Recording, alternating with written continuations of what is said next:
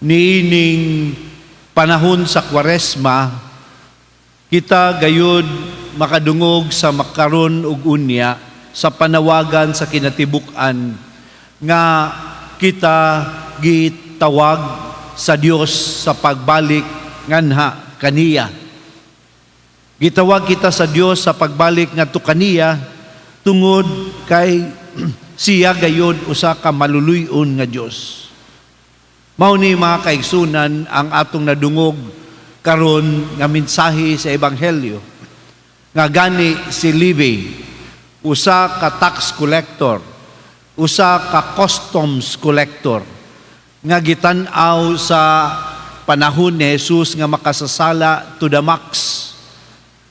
Number one enemy of the Jews o number one nga makasasala nga gitan-aw sa tao batok sa Ginoo nga bisan pa og unsa kadako ang atong sala, bisan pag unsa kita ka notorious diha sa atong katilingban sa relasyon diha sa Ginoo, kanunay siyang andam nga mudawat kanato. Kana ang kabuhong kadako o dili masukod nga kaluoy sa Ginoo nga atong nakita sa kinabuhi ni Levi. Nan uban niya na mga igsuon, kita mamalandong gayud sa perspektibo o pantan-aw ni Kristo diha sa iyang relasyon diha kanato. Dinhi gitubag niya ang mga Pariseo sa pag-ingon, no? Wala ako muanhi aron pagtawag sa mga matarong kundili sa mga makasasala aron sila maghinulsol. Ang puntos siguro nato diha sa atong kaugalingon nga una sa tanan atong sabton nga kining atong relihiyon, kining atong pagtuo sa Ginoo, una sa tanan usa ka relasyon. It is a relationship with God. Dili lang kini siya set of practices, dili lang kini siya usa ka teolohiya nga kinahanglan dawaton, usa ka philosophy nga kinahanglan puy-an ang prinsipyo, kundili una sa tanan bation nato nga kining atong pagtuo sa Dios, kining atong pagkakatoliko usa ka relationship sa atong Ginoong.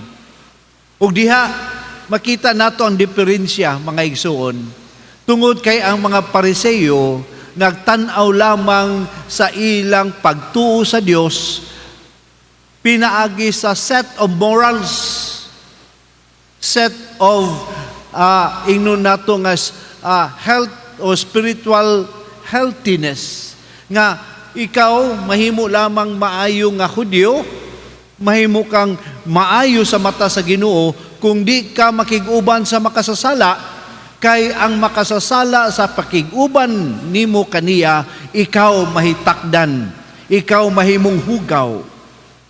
Nan kini atong lantawon nga mao ni dako kayong nga gibag-o sa Dios, gibag-o ni Jesus, nga ang ato di ay nga pagtuo sa Dios una sa tanan usa ka relasyon ngadto kaniya. Ug unsa ang relasyon? Relasyon sa usa ka anak ngadto sa usa ka amahan. Ug unsang klaseng amahan?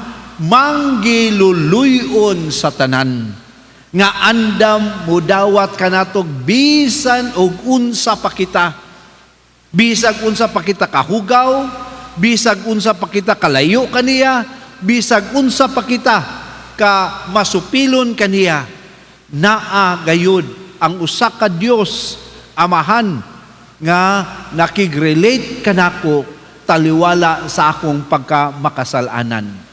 Diha nato masabtan ang pagtawag ni Levi. Ang pagtawag ni Levi. Ikaduhang punto, atong lantawon nga kining tawag sa Dios, kining imbitasyon sa Dios kanato. Usa ka imbitasyon usab sa dili lamang sa pag-ila kaniya, dili lamang alang pagsimba kaniya, kundili pagbag-o usab sa atong kaugalingon. Dinhi sa pagbasa, pagtawag ni Jesus kang Levi, gibutang dinhi o gisuwat dinhi ni San Lucas nga siya pag-ingon ni Jesus, paghatag ni Jesus sa imbitasyon, sunod ka nako. No? O sa may gihimo ni Levi, mitindog, gibiyaan ang tanan, ug misunod kaniya. He stood up, left everything, and followed Jesus. Naa ang transition, mga igsoon. No? Naa ang transition, una sa pagbiya sa tanan. Bugmaw ka na kanunay ang unod sa tawag sa Dios, nga gitawag natog conversion, nga gitawag natog metanoia, diin na atong pag-usab, no? Pag-usab diha sa kaugalingon, pagkadungog, pagpaminaw sa tawag, mitindog, mibiya. Ug kana gayud ang usa ka dako nga response ni Levi. Wala ginigibutang nga pagkadungog, mingon din si pagkadungog ni Levi, ug si Levi mitindog, unya naghimog dakong kumbira. Kundili na ang proseso nga una sa tanan, mao karon ang pagbiya. And that is not easy.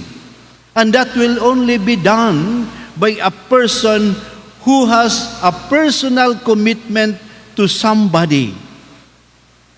Kung makakita siya sa kamatinud-anon o sa kamahinungdanon sa relasyon. Mao na mga kaigsunan nga usahay, kita na naman tayo, nag-andam naman kita sa parokya karon, no? O mga gitawag natog adult baptism for Easter, no? Kung nakasimba mo og Easter Vigil, makita niyo kanindot di ay sa atong pagtuong Kristohanon.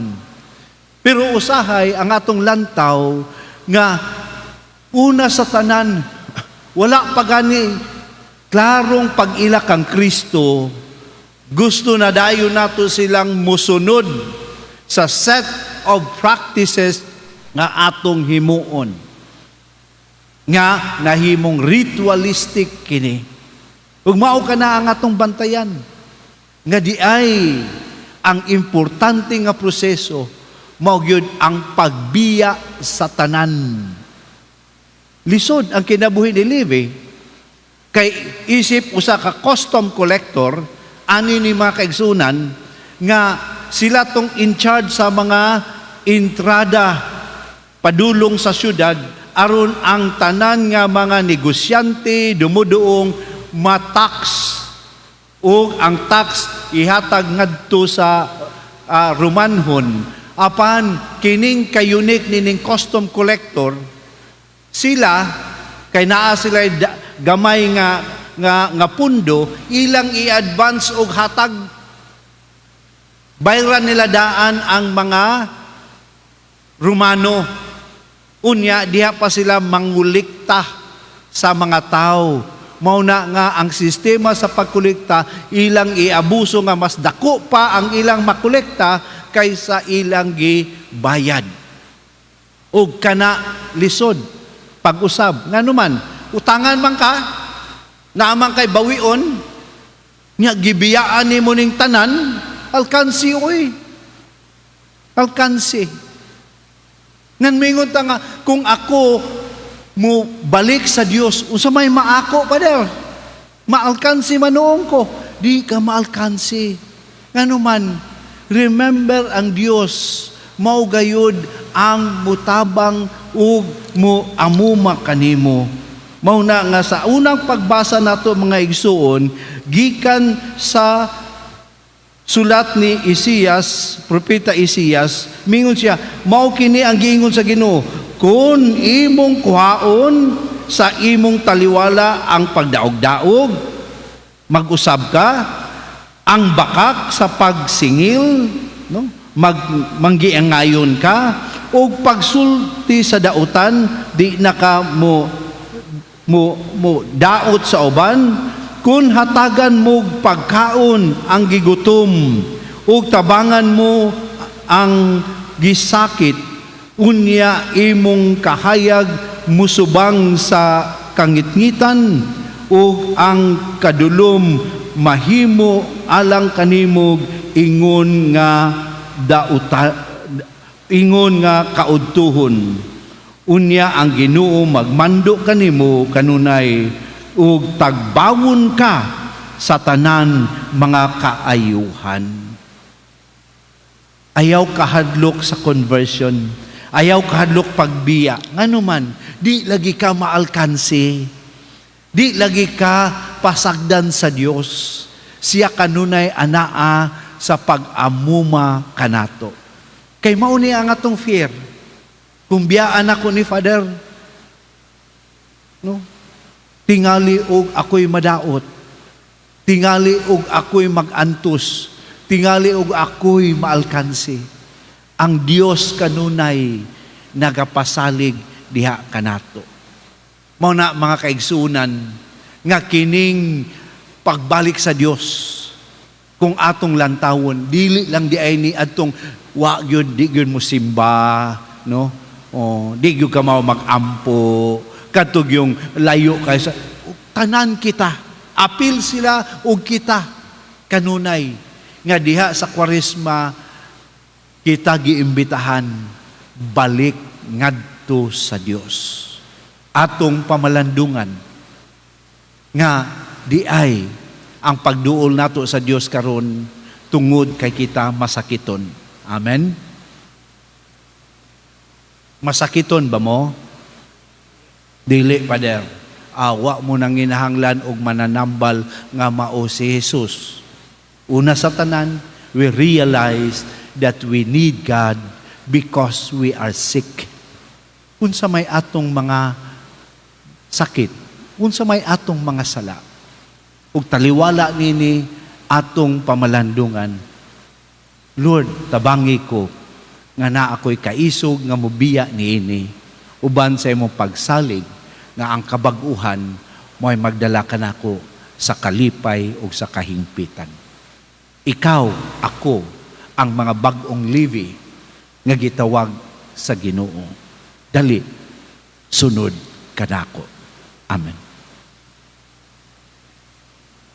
Palihog manindog.